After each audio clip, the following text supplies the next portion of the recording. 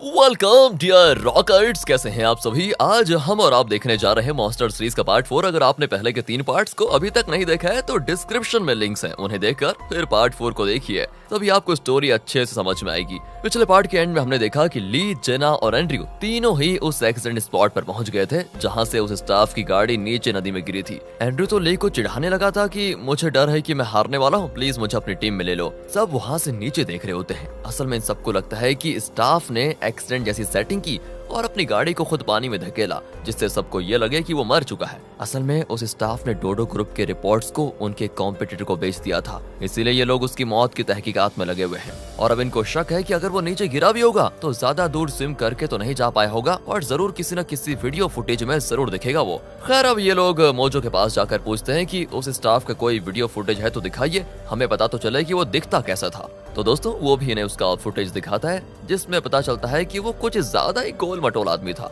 Mojo कहता है कि जो टीम सबसे ज्यादा डिटेल्स लेकर आएगी उन्हें ज्यादा पॉइंट्स मिलेंगे। अब ये लोग सोच में पड़ जाते हैं कि इसके साइज के हिसाब से तो ये स्विम नहीं कर पाया होगा, लेकिन रोशी उस स्टाफ के वॉच को जूम करके देखती है और बताती है कि ये तो वाटर प्रूफ वॉच है जिसे प्रोफेशनल डाइवर्स यूज करते हैं। और यहाँ से सभी चौंक जाते हैं कि इसका मतलब है कि वो जरूर स्विम करके आसपास की किसी जगह पे पहुंचा होगा। जिना कहती है मैं तुरंत उस एरिया को छान मारने जा रही हूँ। ली से डांटता है कि सबके सामने कहने की जरूरत क्या थी। खैर, मैं भी सीसीटीवी कंट्रोल रूम में जाकर देखता हूँ, कहकर दोनों अपनी कार में निकल पड़ते हैं। एंड्रयू क्या पीछे रहने वाला था? अरे कहाँ, वो भी अपनी कार में आ जाता है। जिना सबसे आगे जा रही होती है, लेकिन एंड्रयू और ली बड़ी आसानी से उसे ओवरटेक करके आगे चले जाते हैं। आखिर सभी कंट्रोल रूम पहुंच जाते हैं और उस इलाके के सारे सीसीटीवी के फुटेजेस मांगते हैं। मोजो ने उन्हें पहले से इन्फॉर्म कर दिया था कि ये लोग आ रहे हैं, इसलिए वो इन्हें फुटेज का हार्ड डिस्क दे देते हैं और कहते हैं कि इसको संभाल कर रखना, कहीं कोई वीडियो लीक न हो पाए। तो देखिए दोस्तों, अब ये क्या करते हैं, फिर तीनों एक कमरे में बैठकर फुटेजेस को देख रहे होते हैं, पर 100 से ज्यादा फुटेजेस होते हैं।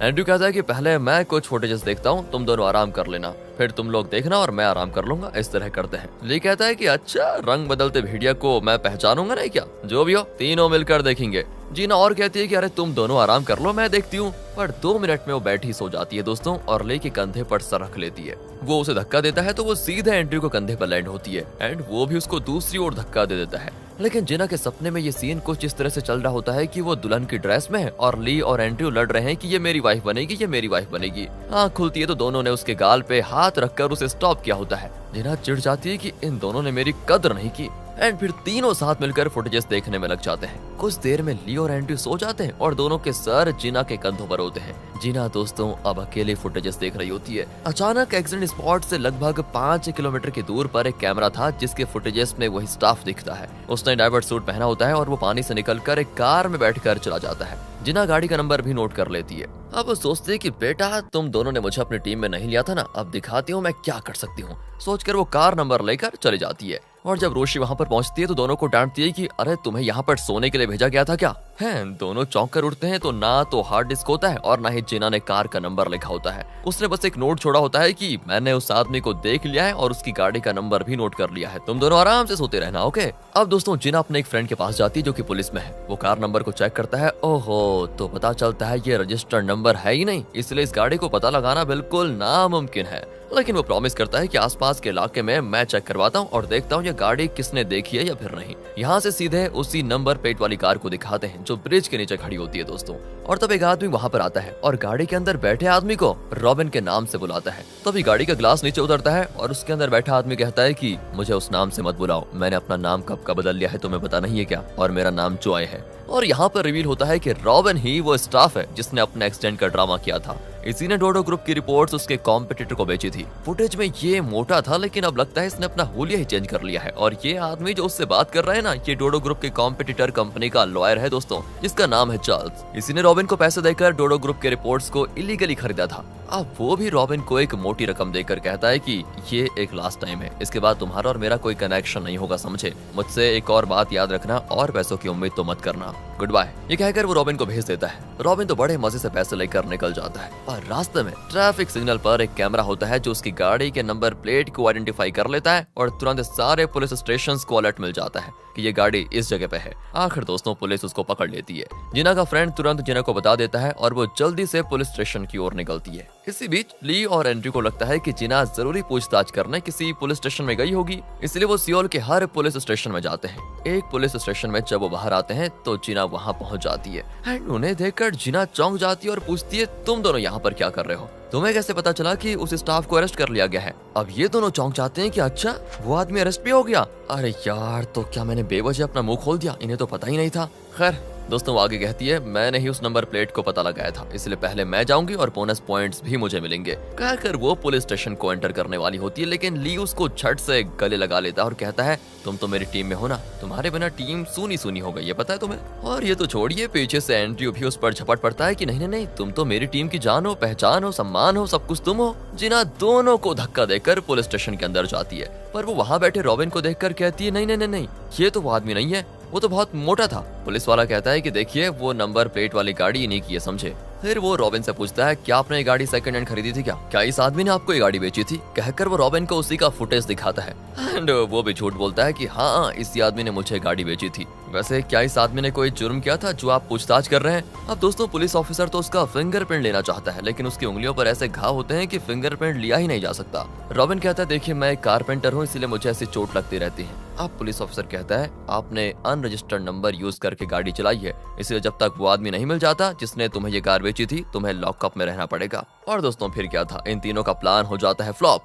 यहाँ से इनकी क्लास को दिखाते हैं, जहाँ जेजे बताता है कि कल शाम तक हर टीम की रिपोर्ट्स हमें मिल जानी चाहिए। हमने डोडो ग्रुप की तरफ से इस केस को एनालाइज किया है, जिस टीम का रिपोर्ट हमारी रिपोर्ट से मैच करेगा उसे ज्यादा पॉइंट्स मिलेंगे, वरना उस टीम को कोई पॉइंट नहीं मिलेंगे। असल में जेजे ने पहले से ही एंड्रयू को पेन ड्राइव में सारे केस डिटेल्स को दे दिया था और जाहिर है एंड्रयू जीतेगा। खैर इन्हें कल शाम 6 बजे के अंदर अपने रिपोर्ट्स देने होंगे। फिर जिना तो बहुत सारे चॉकलेट्स लेकर पुलिस स्टेशन जाती है और पुलिस ऑफिसर्स को दे देती है। इसी बहाने वो पूछ भी लेती है कि इस केस में कुछ और पता चला है क्या? वो कहते हैं कि फिलहाल तो नहीं, पर आपको तो अपनी कंपनी को कल शाम तक रिपोर्ट्स देने हैं ना। अगर कोई इन्फॉर्मेशन मिली तो सबसे पहले आपको ही कॉल करूंगा मैं। दूसरी ओर पैनी को दिखाते हैं दोस्तों, जो आई-1 कंपनी के ओनर से मिलने चाहती है। असल में दोस्तों जेजे का प्लान ये है कि वो किमी के पिता नेल की मदद से आई-1 कंपनी के ओनर को धमकाकर उसकी कंपनी को खरीदने की सोच रहा है। अगर वो आई-1 को खरीदने में सफल हो गया तो उन्हें इस केस में अपने कॉम्पिटिटर के खिलाफ प्रूफ मिल जाएगा और वो इस केस को जीत जाएंगे। लेकिन पैनी आई-1 के ओनर से मिलती है और कन्विंस करती है कि आप अपनी कंपनी डोडो ग्रुप को बेचने के बजाय उसके कॉम्पिटिटर को बेचिए,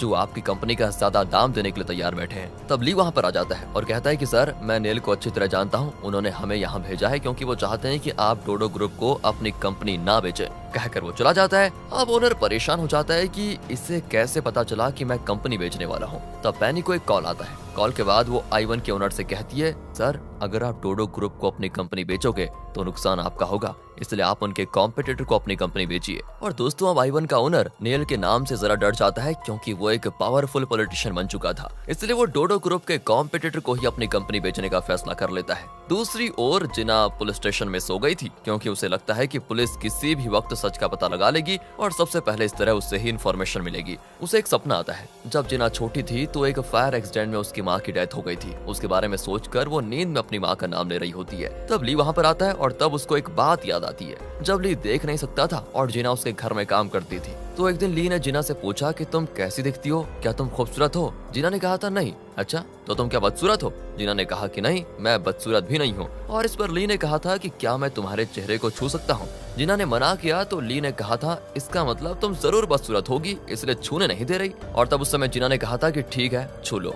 तब ली ने जिना के चेहरे को छूकर फील किया था दोस्तों। अब भी वो जिना का चेहरा टच करने की कोशिश करता है ताकि वो जान पाए कि ये जिना है या नहीं, क्योंकि जिना तो यहाँ किसी और नाम से आई है ना, इसीलिए। लेकिन अचानक जिना जाग जाती है और कहती है, क्यों गुरु, तुम्हें भी लॉकअप में बंद होना है क्या? ली कहता है नहीं, मैं तो यूं ही देख रहा था। जिना कह देती है कि ध्यान से सुनो, अगली बार मेरे चेहरे पे हाथ रखने की कोशिश की तो तुम्हारे चेहरे पे मेरी लात होगी, समझे? कहकर वो मुंह धोने जाती है। तब ली रॉबिन के पास जाता है जो लॉकअप में बंद है और कहता है मुझे आपसे एक बात पूछनी थी। और वो कहता है मुझे नींद आ रही है, तुम जाओ। अच्छा, तो क्या आप मुझसे कुछ छुपाने की कोशिश कर रहे हैं? रॉबिन को दोस्तों गुस्सा आ जाता है। तब ली उसके चश्मे को नोटिस करता है और पूछता है, सर यह आपने बिना लेंस का चश्मा क्यों पहन रखा है? वो कहता है तुमसे मतलब, जाओ वरना बहुत बुरा होगा। अब यहाँ दोस्तों ली को इन पर शक होने लग जाता है। अगले दिन शाम को सभी अपने रिपोर्ट्स सबमिट करने में लगे होते हैं। एंड्रयू तो बिना मेहनत किए जेजे के दिए हुए पेन ड्राइव से डिटेल्स निकाल कर रिपोर्ट बना लेता है और सबसे पहले सबमिट भी करता है। फिर ली की टीम रिपोर्ट देती है तो मोजो कहता है कि तुम इतना लेट क्यों आए, सिर्फ 1 मिनट बचा है, थोड़ी सी भी देर हो जाती तो मैं रिपोर्ट नहीं देता।